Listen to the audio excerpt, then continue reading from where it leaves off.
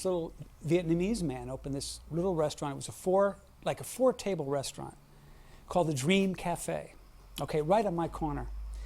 And it was amazing because I just got fascinated by this guy. Tom Leopold actually took me aside and said, this is based on a real guy. It was a tiny, tiny little postage stamp of a restaurant, but his menu was enormous. But the most poignant thing was nobody ever went in. And I thought, well, if I go in, I live next door, I'm going to have to always go in.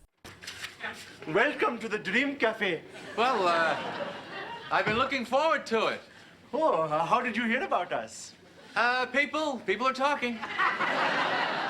It was just so painful to me that I made a draft where at the end of it, his wife comes in and she's just this horsey, preppy woman from Connecticut. And he's just a dilettante wanting to have this restaurant, but he's quite wealthy.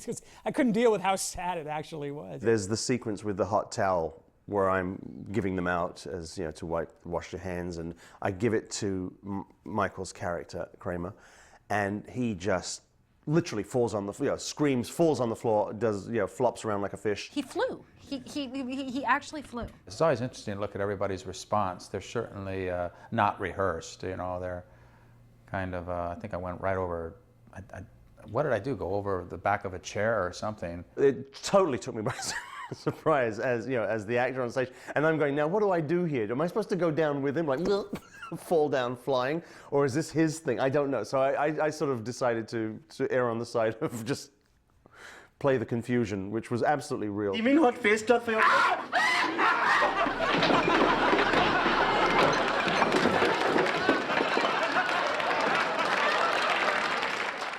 That's when that began. You're a very, very kind man. Very, very bad man. And of course, we saw that in the finale episode 2, but this became a big joke on our set. Very, very bad man. You bad man! You very, very bad man! Now, where the finger came from, I don't know. That just sort of came up out of the blue. Deep in the recesses of where an actor pulls stuff out of, there's a finger.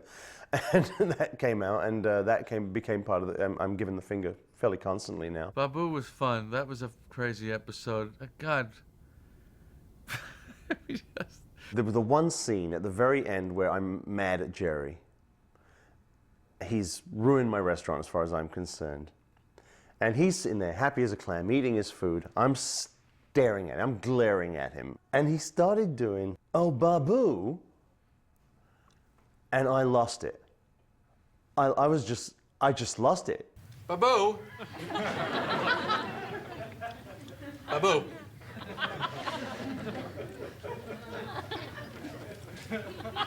Babu.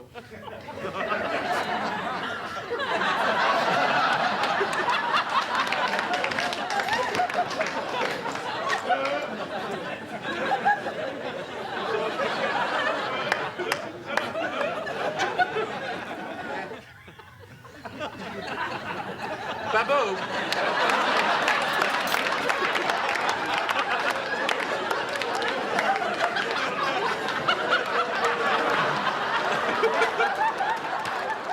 The other co-story on that was George taking the IQ test, and this absolutely was a true story that happened to me years and years ago. I was dating a woman who was, I guess, studying to be a psychiatrist, and she always said she could give me an IQ test, and I was just afraid of it, because I mean, I didn't want the truth to be known to myself. But what if it's even lower than I thought? So I never did it, but I just thought, what a great story. Here you go. How did you do? Piece of cake. What happened to the test? What? Oh, I spilled some food on it. I don't think we had the slightest sense in those days how different this stuff was. It just, I don't know, we just thought this will be funny, and we really didn't, I don't think there was much self-awareness about all we thought was, let's not do something that you might see on another show. That was the biggest thing with us. Babu